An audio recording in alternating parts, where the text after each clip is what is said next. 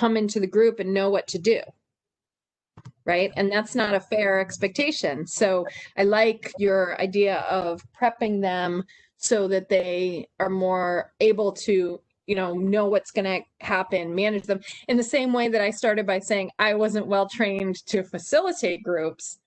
We don't really think about the fact that, groups have become maybe commonplace for us, but all of a sudden you have an adolescent or an adult or whoever coming in and they're like, I have to like share my air my dirty laundry out to all these people and they get to give me feedback. If you think about it, it's kind of a pretty odd thing, really, that we expect people to just kind of accept. So I appreciate that, Veronica. Thank you. Shigeo? Okay, yeah.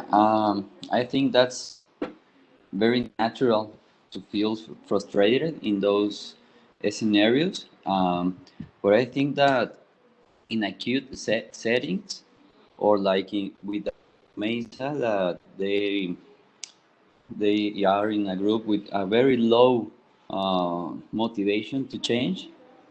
I think the basics like respect, giving the welcome, and trying to feel them secure, because if there is a first or second session, they will feel fear or afraid of sharing, and they will not remember what was the discussion of the session, but they will remember how they feel in the group.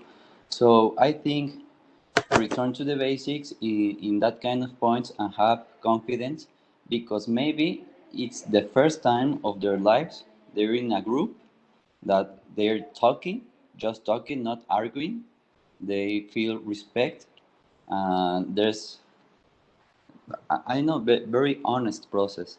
So maybe well, I try to do that and stay confident with those basic things that I think they're very powerful to engage in them, and well, just try to work that way.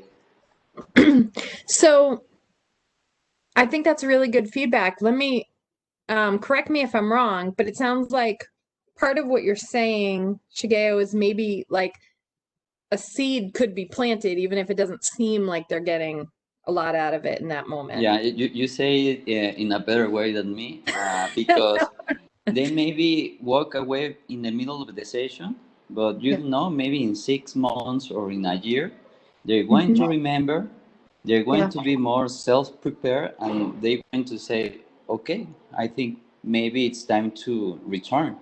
So that you say it better than me. Yeah. No.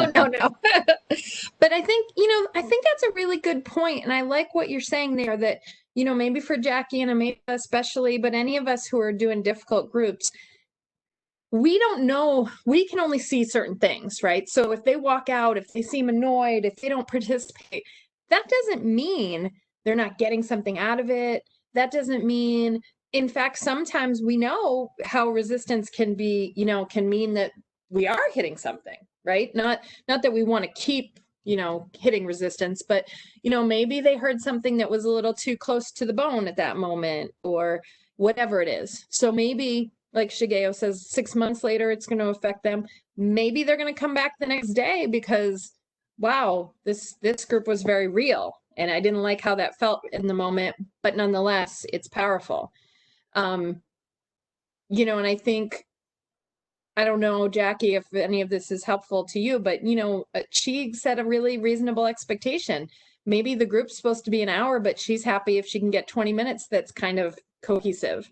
And same with Omeza, like maybe some of it is your expectations, right? Or your perspective. If everybody's safe, if some people are participating, if some people are listening, then maybe it's a win. One of the things, one of my stories from when I was maybe 26 or something, and I was providing a group. And actually, my group, which was very large, got put together with another group. They weren't clients who were normally together. Everyone on my team went to do a training offsite. And there was an altercation between someone who I found out was having mental health issues and a client who was pregnant. And I'm just like, like I had no idea what to do. And basically everybody, nobody got killed, but I didn't know people are jumping in, trying to stop them from fighting each other. I had literally no one to call to help me. I was just, they came back from the training and I'm like huddled in the corner of my office, like, and they're like, oh, welcome to the field. And, so maybe that, if that's not happening, maybe it's a successful group some days, right? Julie, did you have a comment? Oh, you're muted. So, Tony, regarding to participation, it's very important to know also day and time when you are running group. It's not the same running group after in the evening when people have a long hour working that conduct the training in the morning. It's not the same. Start the training on Monday or Friday. My group is on Friday because that's in the schedule that the call is mandated on Friday. But we can see difference when we run in group in the morning time around 8, 7 a.m. The participation, the dynamic is very different. They are more energetic, they have more energy, they more participate. In the evening, group members are really tired. So we have to work more hard to get them engaged in the participation.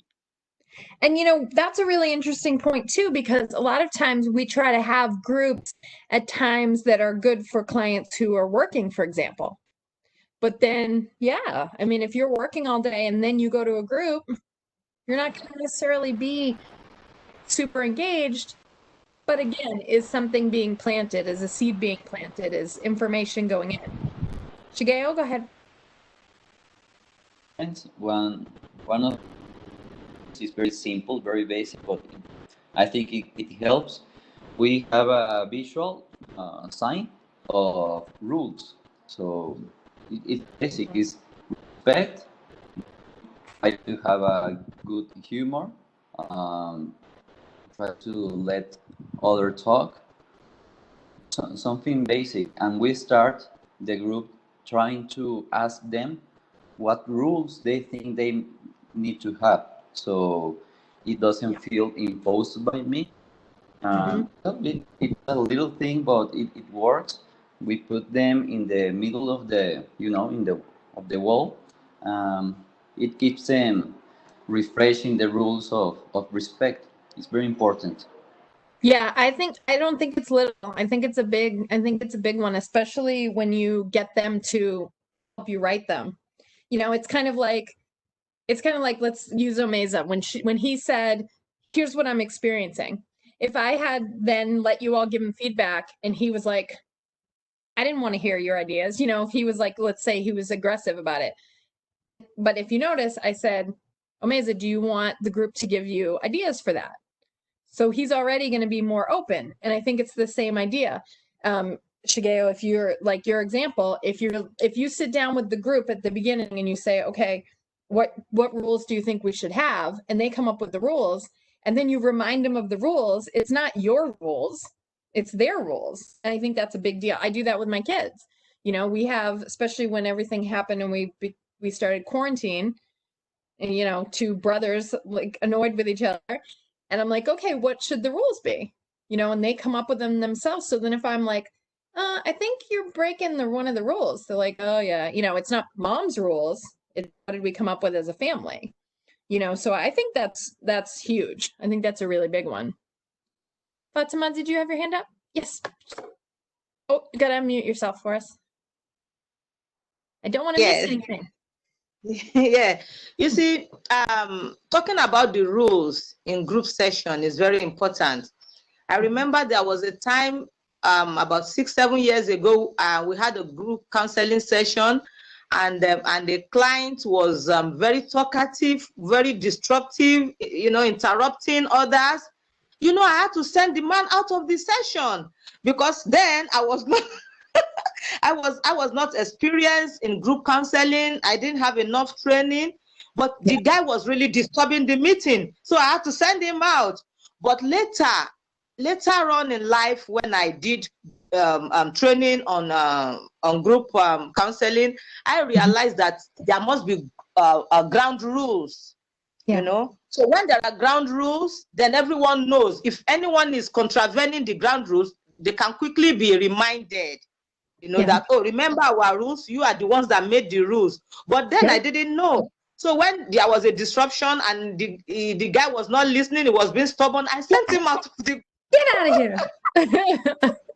We've all done it. We've all done it. We understand. But it is funny to look back, right? When you think now, you're like, oh, I wouldn't throw someone out. I mean, for certain things, of course you would, but probably not for the same things. The other thing, yeah, I like how you said that. The other thing is that, you know, we have to, I think it's really important to remind them, like, the rules aren't for me.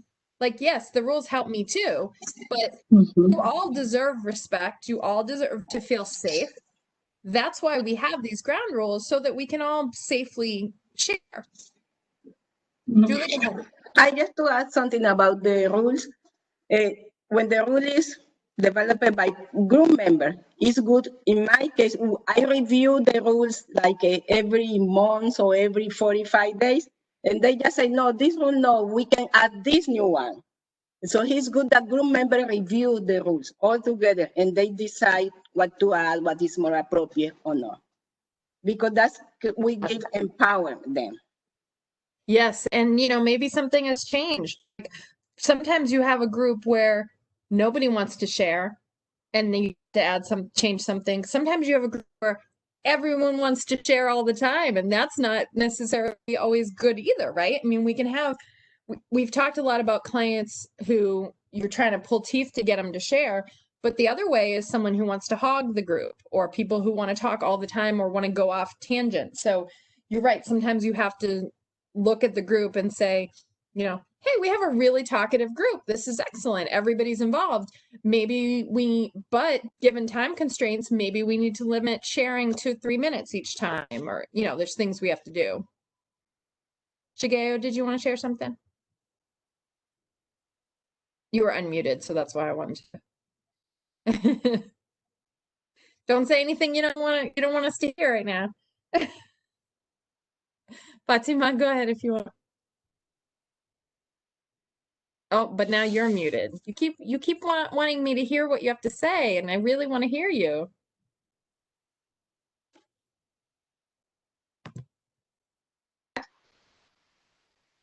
Go ahead. We can hear you. Yes. There was a time in 2016, I was sent to a military camp. The military camp was for de-radicalization of repentant Boko Haram members.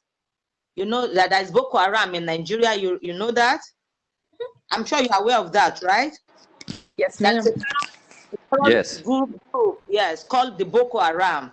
So the military, the Nigerian government wanted to de-radicalize them. So, and some of them have passed through traumatic experiences, and they wanted some counselors to counsel them. And I was part of those that went to the camp. So when we were at the camp and we were in a group session, one of the girls was sharing a story, a very sad story, about how she was captured with her child, and it was a very terrible experience for her, and the child was killed and all that. So as she was sharing the story, other women were crying. So I remember some crying, some were feeling pity. The whole session was very rowdy. It was available for me, you know. So that was a very, very serious aspect of group counseling that I found very, very almost frustrating. You know, when the group went up like that, you couldn't control them because of emotional contagion, like you said earlier on. So yes. Emotional contagion is a very serious challenge for me, especially in group counseling. So I want some ideas about that. Yes, thank you. That's a great example, because obviously you want to respect what was being shared, but at the same time manage it. So Julie, did you have a comment on that? Yes. When I was running trauma group, it was very common emotional contagions. Yes. Sometimes I do is trying to emotional regulation, use emotional regulation. And also at the end of the section, make sure that everybody, all group members are safe. I just screening for suicidal ideation. We review the safety plan because it's when it's emotional contagion, somebody can kill themselves, commit suicide. And Sure. so we have to explore this part at the end, after the emotional regulation. It's very common. It's very common in trauma group. So it's very important that you screen for suicidal ideation, for risky behavior or acute risk behavior. Yep. Thank you. Other thoughts? Evans?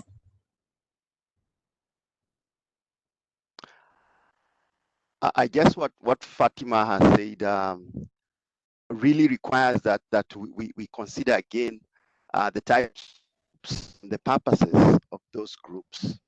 Because I think there are groups that are purely meant for that kind of catharsis.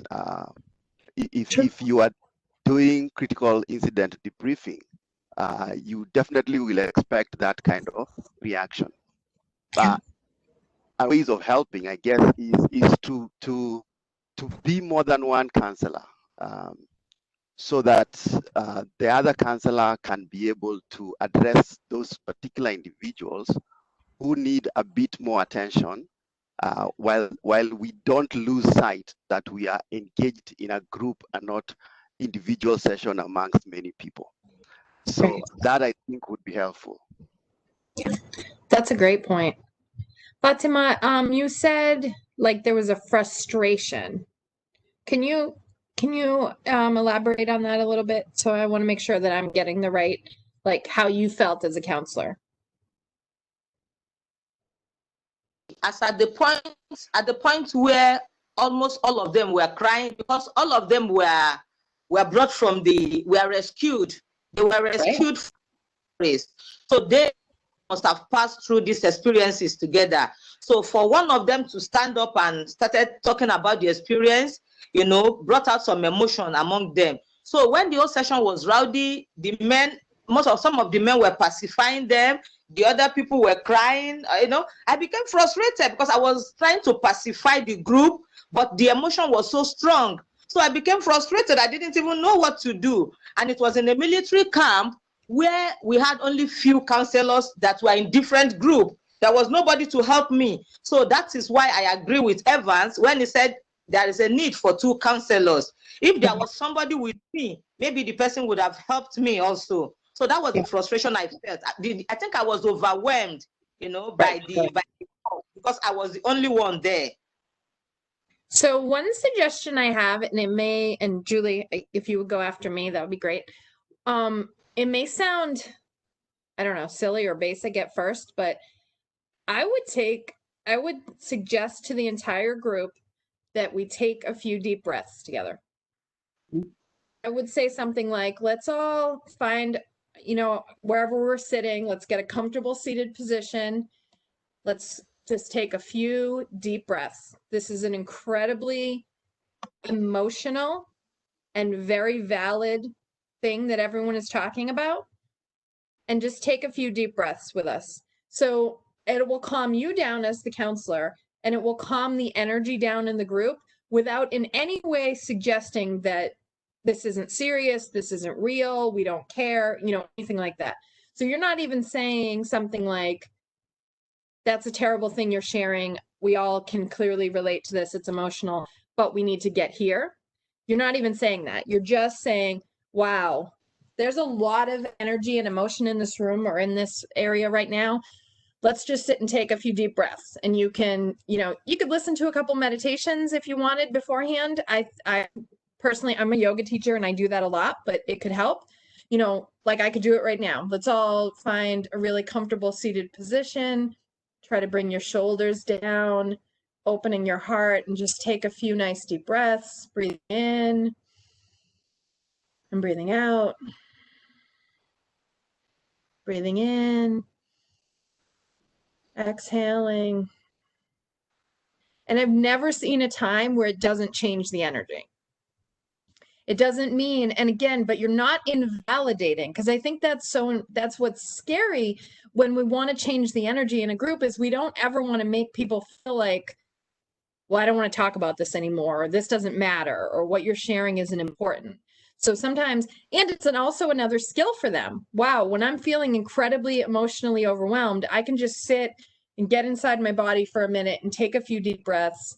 It doesn't change what happened to me. It doesn't change that my child is gone, but at least it's an emotional regulation technique, right? So it's just kind of something simple that I feel, I've done it with, I mean, I'll do it with anybody who will listen, but I've never seen it not help to some extent. So, Julie? Yes, it's about the trauma group also. And I'm glad that you use yoga, because I use yoga too for my trauma group. So, but the size of the group is very important when we are running trauma group. As Evans mentioned, we need 2 counselors. My group is no more than 6 people, because if we don't have another counselor, I think that one counselor can handle 5 or 6 people. But just because you have a trauma group with 10, 15, 20 members, it's really hard for any counselor, no matter how experience you have. It's impossible. So the size of the group is very important. And that's such a great point. Yeah. Yoga works. Yeah. Because even in my university level course, not a facilitation group, I still, when the trauma training or trauma session, whatever, it was still a much smaller training. I mean, a much smaller course than any other course, because people are drawn to trauma, even if they're education people, they're drawn to it for reasons, and things come up. So. And also, as a counselor, we had to take care of ourselves too, because sometimes the trauma report is very, very, oh goodness. I remember one case, I was a joint visit with a psychiatrist. Both of us get traumatized. It was really, really, working with trauma, we had to take care. I love that here in the United States, Pennsylvania state is the only state, I think, so that it's mandated that counselor working in substance use and mental health, they had to take a mandatory vacation every 3 years. It's mandatory, 1 month. Yep. Yeah. But yoga is good at the end of each group, not just when it's emotional contagion. Yes. Like Karen said, breathing techniques, sun exercise, stretching, mindfulness is very good. Yeah, and that's a good point. Like, if it's one thing if we're doing just a kind of a standard substance use group, which could get emotional and you could use these things. But when you have a group like that, Fatima, that sounds like the extreme. You probably do want to have some of these tools in your toolkit ahead of time. Maybe we're going to stretch, maybe we're going to do meditation, maybe we're going to take a walk. Like, that's just a lot of emotion to contain in a space and just talk about. Some of these things are, I would call unbearable. And so to expect yourself as a counselor to just be able to take them and somehow make it okay, no. That's partly too, I think, that acceptance that Shigeo mentioned earlier of like, maybe it wasn't pretty, maybe it was a mess, but maybe people got a lot out of it. You don't really know all the time. So this seems like a good point I'm going to read the vignette that we had, and everybody can give feedback if you would. So Anna shares in group that her stepfather, the man who sexually abused her as a child for many years, has come back into her mother's life. She's agitated and tearful. She says, "I cannot believe my mother would allow him back into her life. He did unspeakable things to me when I was only 7 years old." Multiple other clients begin to cry. Jolie says her stepfather abused her and her mom didn't believe her and disowned her for reporting him. Andrea can barely speak through her tears. She says her brother sexually abused her at age 6 and never faced a consequence for his behavior. She's angry that he is married and successful now. A few clients are very quiet and seem to have disassociated themselves from the group discussion. There is a great deal of crying, some yelling, and emotions are running high. So let's, the questions, I'll just read a few of them and you can share whatever. How would you handle this situation in group? How would you manage the heightened level of emotional intensity? What group facilitation or management skills would you use? And what would you say or do to react to the events in group? So any of those that you'd like to give your feedback on? Fatima, don't forget to unmute. Yes, you see, Yes, ma'am. the reminded me of what happened in that camp I was talking Mhm. about. Mhm. And even as at then, even as overwhelmed as I was, I was able to tell all the participants then that I appreciated them, the sharing of the stories. I said this experience is very contagious. This experience is very overwhelming, but for you to be able to talk about it, I appreciate that. And talking about it is a first step, of getting over it, So that the first thing I did was to appreciate that they were able to tell the stories, because a lot of them were keeping in the stories in their mind. They were even afraid to talk about it. It was when they came for the counseling session, it was the counseling session that made them start talking about it. So appreciating them was one of the things that helped me at the end. I was telling them that you did well, you are okay, it's okay that you are sharing your stories. I think this is very good. We can talk about this together. It's not the end of life, or sort of something like that, just to calm down what the emotions was going to as at that period. So that was one of those things I did then. Great. So I heard a few great things there. Affirming their sharing, appreciating it, validating it, probably normalizing it. Like, of course, this is how you would feel given this. That it could be some good first steps towards healing, and like that's kind of a reframing, right? Instead of like, oh, this terrible emotion we're all feeling, like this is really good. We shared this together and we let some things out. Yeah, great. Other thoughts? Shigeo, what would you do for Anna in this group? Well, I'll try to identify. Yeah, I don't know if it is a beginning group or there has been many sessions with the group. I'll try to identify 2 members that are quite stable, emotionally stable, to give some kind of support to the less affected, and I'll try to keep track into have her state of mind in here and now, trying to manage the not to invalidate, but not to keep digging and digging. So I'll try to say, okay, but today, how did you manage today? And try to, I don't know, like decelerate all the emotions. And I don't know, that will be my first instinct to do the things. And I think that's a very, very good example of emotion and how it contains all the group. Excellent. I heard a lot of really good things there. So identifying 2 members who are stable to give support to those who are maybe a little less upset to help you. I think that's a great idea.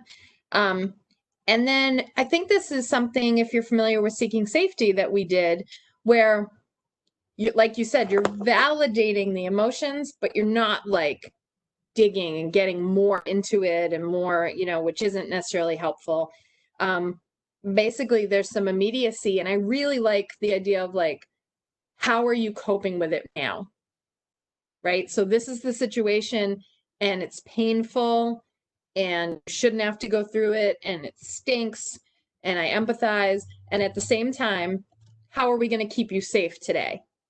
Or how are you going to go through your day? Or how are you going to go through this week or what kind of things, you know, and maybe they don't know, and maybe other people in the group can give them ideas for that, but it takes away some of that powerful emotion and brings it into a coping, which is also helpful because we want them to leave with some skills. We want them to leave with a way to help to handle it. So I think that's excellent. Thank you. Yes, and I think that the confidence they will have that this group will be able the next week or the next 2 weeks. I think that's a way to give them some cope skill, like a little hope that I know what's going to happen in all my life, but I think I know what's going to happen next week, and well, that. Yeah, no, that's great. I love it. So it makes it a safe place, and they don't just need a safe place to vent and get emotions out, right? Like we can do that in a lot of places, hopefully, but you know, that's part of what it is, but that's not all of what it is.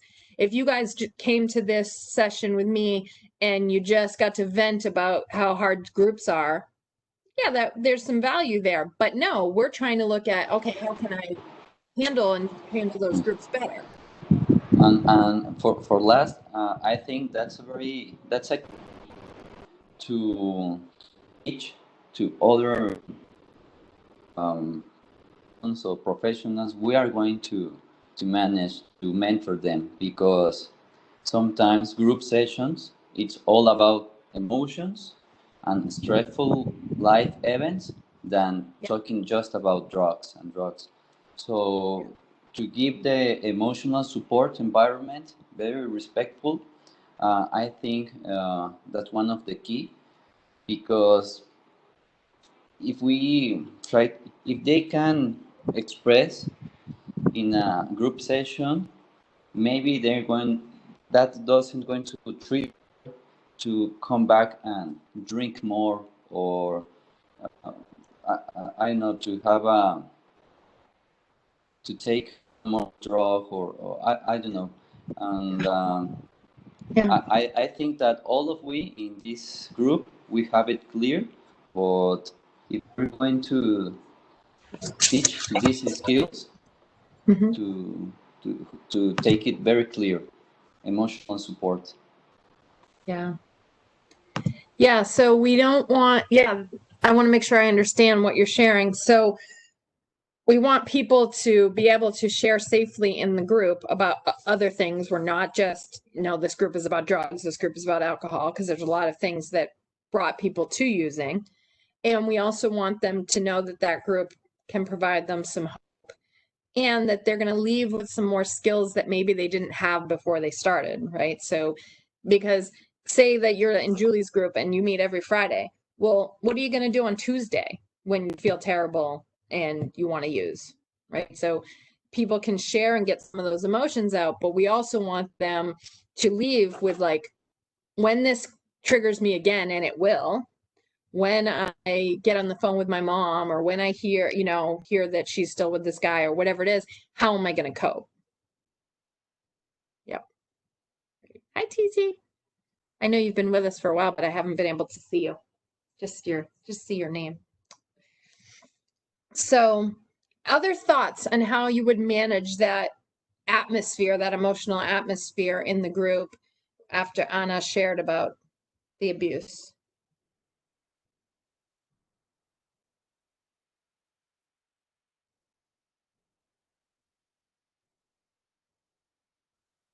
Maybe we covered it enough.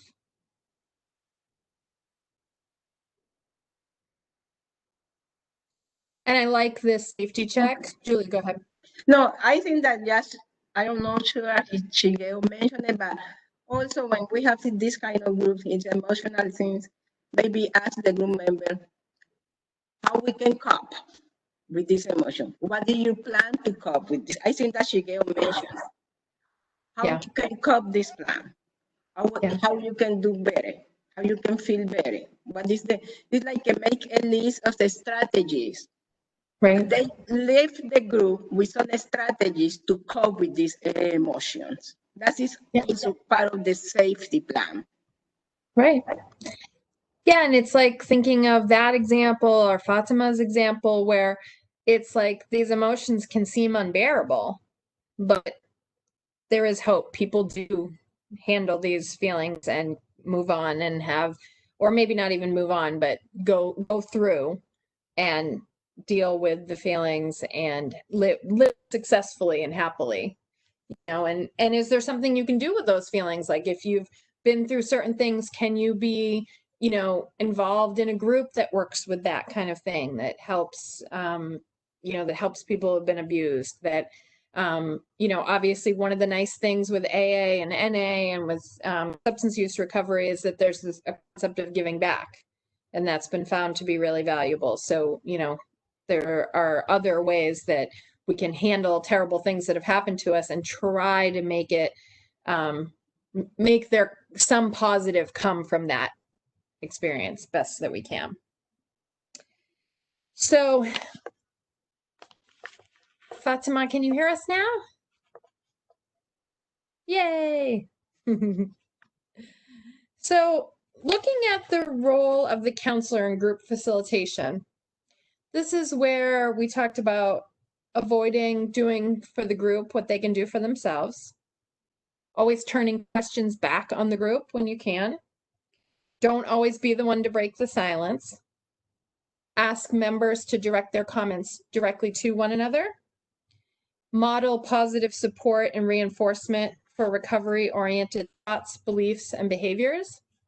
So thinking about those looks like 5 things. Which one do you feel like you're really good at, and which one do you feel like you need work on?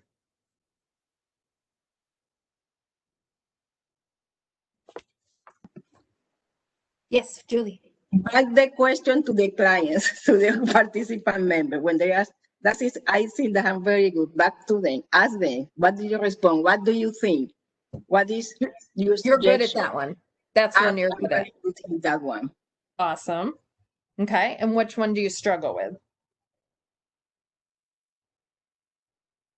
Or maybe you don't.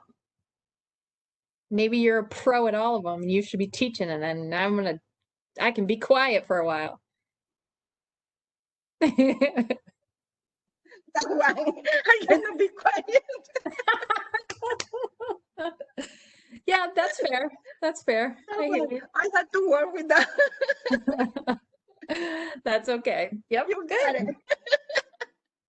Yeah, I have to think for myself. I probably do that. I'm probably not, like, in some ways I pride myself on being able to wait and let other people break the silence, but then I probably talk more. Or like I get excited and I have these good ideas, so I want to share them, but it's like, no, let them do it, right? Yep. Okay. Who else would like to Can I share? say something? Can I say something? Yes. Veronica, please. Okay. Actually, what I think I'm actually good at, because I run a group that is more or less of a content oriented, that's like skill-based group and all that. So most at times I have to kind of make sure that I talk and also turn it back to the individual participants in the group and allow them to also say something about the topic. I do is I introduce the topic and I make sure that each and every person also speak on the topic, on what they understand about the topic. And if anybody asks question about certain thing, I can ask some other person in the group to respond to what the question the person asks. And so I make sure that even if you are the quiet type, I'll say, oh, please, it's like you are kind of a bit of quiet today. Please, can you respond to that question for us? I'm sure you must have had a whole lot of knowledge about this. So the person will be forced to speak on that and have had, at least that's my kind of what I'm good at. But what I'm not actually good at, there are some clients that come and want to talk for everybody in the group. They want to respond on behalf of everybody in the group. How to handle some clients has always been a kind of challenge to me. I don't know you can give me some tips on how to do that. Thank you. Thank you. That's a great point because you never want to shut down sharing, right? First of all, you never want to hurt the relationship and you don't want to make them feel bad. And I mean, that's something that amazes me with this group is that you all share, but no one like hogs the spotlight, so to speak. And I've had students like that, especially, everything you ask, ooh, ooh, ooh, and it's like inside you're going, oh, I can't call on this person again, but you would never want to make them feel bad. So, yeah, I'm gonna put that out to you guys. What do you think? How do you handle that? The person who always wants to share. I think that is important in group facilitation, the communication. We have to pay attention who talk, for how long, how often. That's a very point of view, the communication in group. Who leads whom or who influence whom also. Yep. Or who talk after whom. Who interrupt from. Yeah. It's very common. Yeah, in my sessions, I'm lucky, I know, but the members kind of, how do you say, se controlan. They manage each other because they say, hey, you're too much, let me talk. So, okay, but so I don't have that kind of problem. And I think I'm good at maybe in the model positive support. I try to have that thing in my mind, and sometimes I think in my weakest is turn questions back to the group. I tend to answer the questions, and I say, "Oh, I did it again." Okay, so I try to, But I think in those points that would be. Veronica, one thing you can do is you can make a person who always wants to share, you can give them like a role. If there's a job, like, for example, maybe you don't even need it, but like maybe you just give them like to take notes. Like if you have a board or something. So like they feel involved and they kind of have a purpose, but maybe they're like busy taking notes so they don't share quite as much. Or you can even take them aside and say, you always give such good feedback. Can you just make sure that if newer people come in, that you kind of encourage them to give feedback too? Because those are kind of almost like your teacher's pet students sometimes. Like I know my oldest son, when he was younger, he just always wanted to answer every question and he wanted, and he was really bright. And I noticed that teachers would give him jobs because then he felt good about himself, but he wasn't like constantly taking over the class. I don't know where he gets it from. It's obviously his dad, but Shigeo, go ahead. Maybe, well, I don't know if with adults will work, but we use a ball, soccer ball or a ball. Yep. It's a talking ball. So if you have it, you talk. If you don't have it, you don't talk. So it's kind of to manage the times and the participation. Yeah. Jackie, did you want to comment? I'm really happy with the comments I'm hearing from the group. I'm learning a lot. Good. I know I've been quite good at reinforcing and affirming participant support for one another during groups, and I can always turn questions back to the group. However, when it comes to silence, how long should the silence be? Because I've always found myself, when it's too long, I tend to be the one to break it. Yeah. So how long should the silence be? I don't know that there's like one answer to that, but I think a lot of it depends on what the question was, and for me, if you ask a question and they're not responding and you can kind of tell it's because either they didn't understand the question or they don't know, that's different.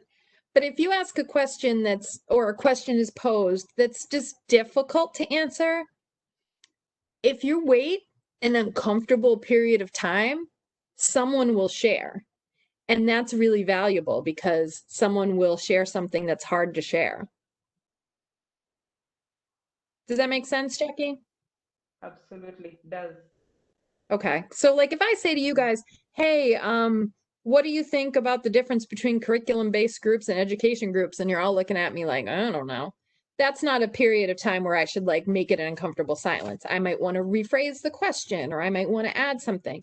But if I say in group, you know, if someone says, you know, this happened to me, has it happened to anyone else? And you can tell people are kind of like uncomfortable and they're sort of like, do I want to share? Do I not? Wait a few more breaths than you're comfortable waiting would be my answer. Because someone else is going to get uncomfortable before you do, and they're going to share, and it's going to be powerful. And sometimes I'll say something joking, because that tends to be my style, like, I'm a counselor, I can wait a long time, you know, or something like that. And, you know, yeah. Veronica, go ahead, hon.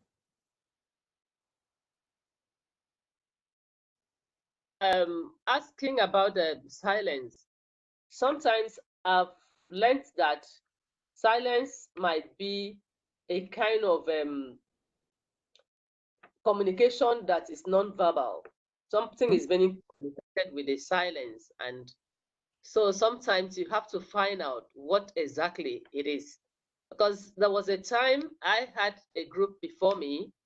This group, they always speak out, but a particular day I came in, they were saying nothing. You ask question, nobody answers, nobody's interested. I said, oh guys, oh yeah, all right, let's calm down, let's calm down. What is happening here today? And somebody tell me what happened. And they said, we are angry. Somebody spoke up, we are angry. I said, oh, you mind sharing your anger with me?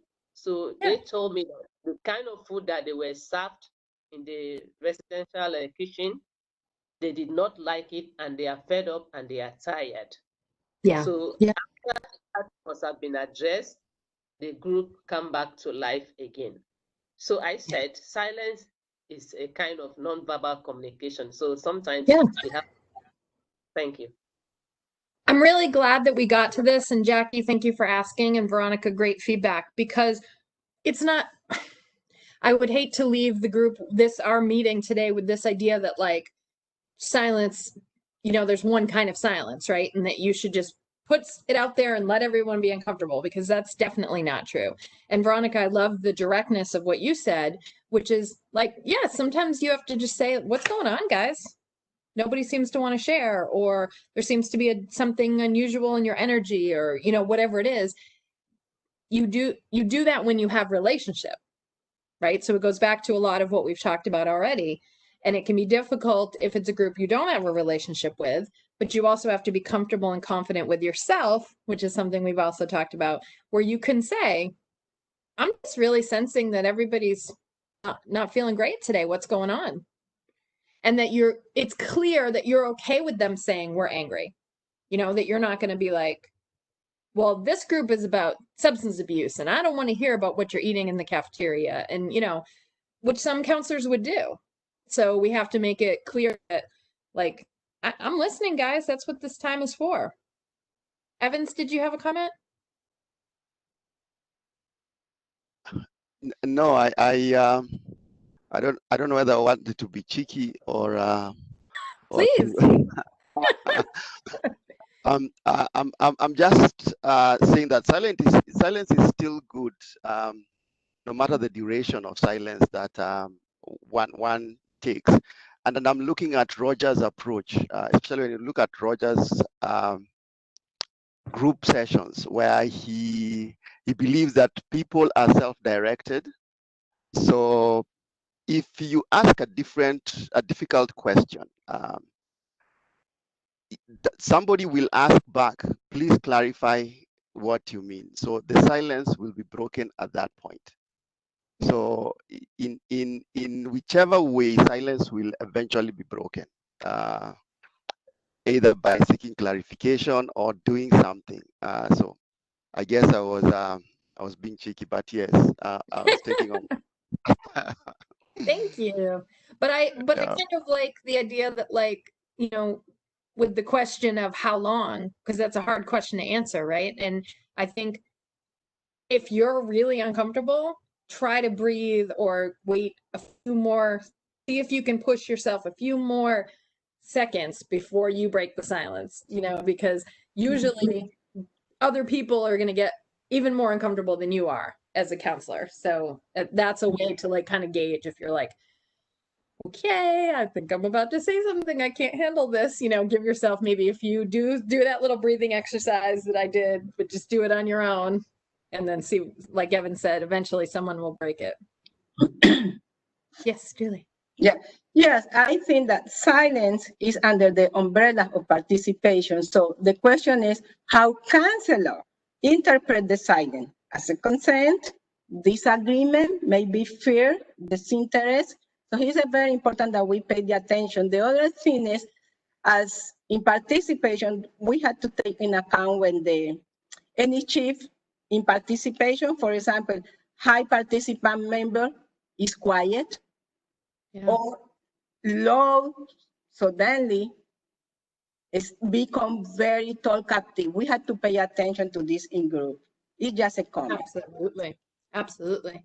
And that's part of where, like, when I'm teaching, if I put out a question and like that person who's usually me doesn't say anything, I'm like, maybe they don't understand, or maybe something else is going on, you know? So you're right. I mean, it's kind of like I was saying earlier, like we have to be in this state of constant observation and readiness, right? So even if we're not talking, even if we're giving it to the group, we always have to know, you know, it's like you might notice even with this, I'm looking at all your cameras.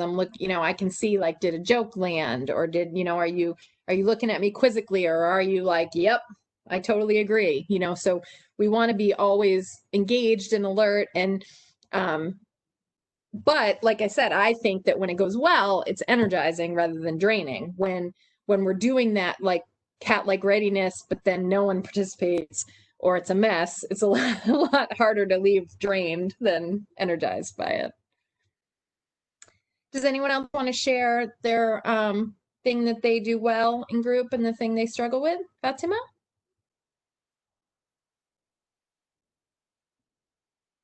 I want to say that for my weakness, group counseling is very overwhelming for me, really. You know, sometimes the rowdiness if the rowdiness gets out of hand, it's really overwhelming. You know, for me, it's that process where you have to control the group to become calm, you know, can be very overwhelming for me. But I was just about to say, I was sorry to interrupt, but I have to in this moment. I was just about to say, before you said it, I feel like you're the kind of person who, there's times when like you want to have control. And so if it feels out of control, and I'm the same, that's why I can see it in you. It's like, oh my God, everything's out of control. I gotta rein it in, right? And sometimes we don't have to do that. That's my message to you today. Sometimes we don't have to control it. If people are safe, if people are sharing, you know, sometimes that's our own stuff, and we have to sit back and say, well, maybe it's okay, you know, obviously within confines. So, okay, sorry, go ahead. I normally don't like to interrupt, but I was like, this is a control thing. But for my strength, really, when I am able to note when somebody is not participating in the group, when somebody is quiet, it's not participating, it feels like it's not interested. I think I'm very quick to, you know, take note of that and find out why the person is not participating in the group, why the person is too silent, or the person doesn't care. So I think I can relate with that in a group, and I can bring the participant back to life, you know, to be able to join back into the group. That's a great strength. So maybe going to your weakness, like, just see if you can sit back a little bit more and notice that you feel out of control, but is the group really out of control?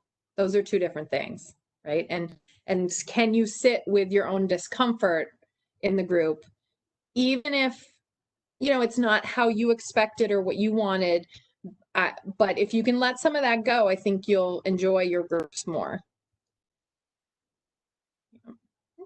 Anybody else? Excuse me, please. And I've learned another thing from I think from Yehudit. She said there are times when she chooses somebody among the group to be a leader. You know, so sometimes when you choose somebody like that, you can always sit back, you know, like people like us that are impatient, you can always sit back and watch the leader of the group, you know, take care. And once in a while, we just facilitate and chip in and correct some certain things.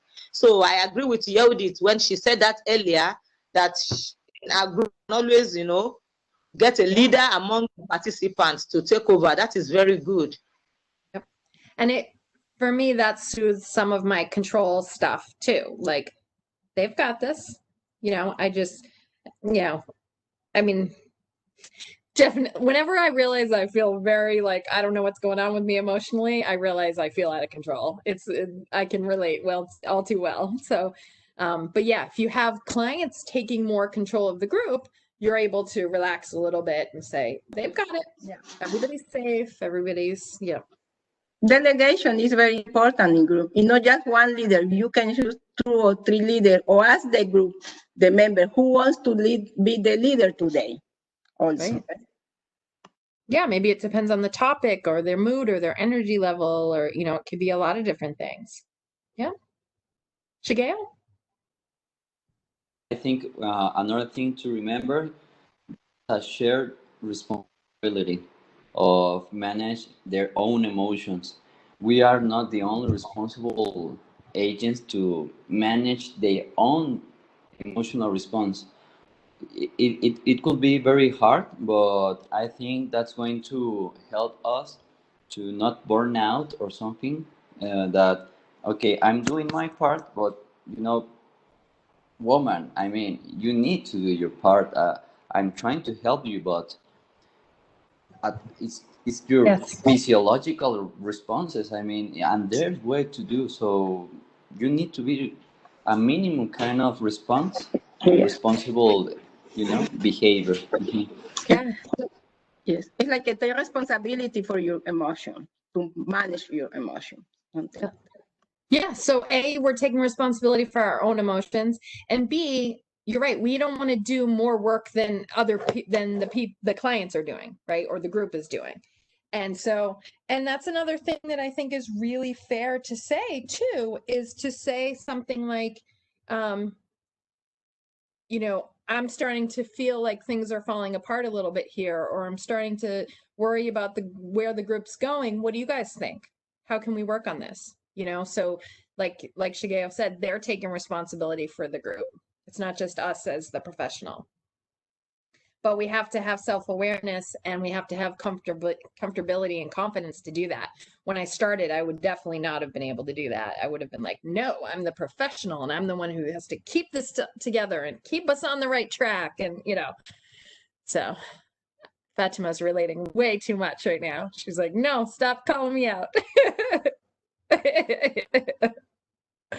So I think this was an amazing discussion. I'm really excited as this continues for all the feedback you guys are giving to one another. I'm learning a ton.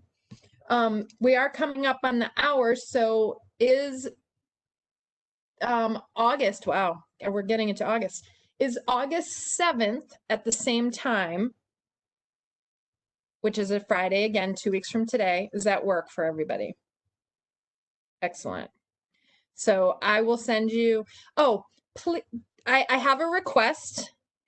Can you please, when you do whatever assignment you are able to do, and I know not everybody can do all of them all the time, and that's fine, but if you write something up, if you journal, I don't remember what's on UTC 6, but can you post it on our ISA forum? And if you have any trouble doing that, let me know.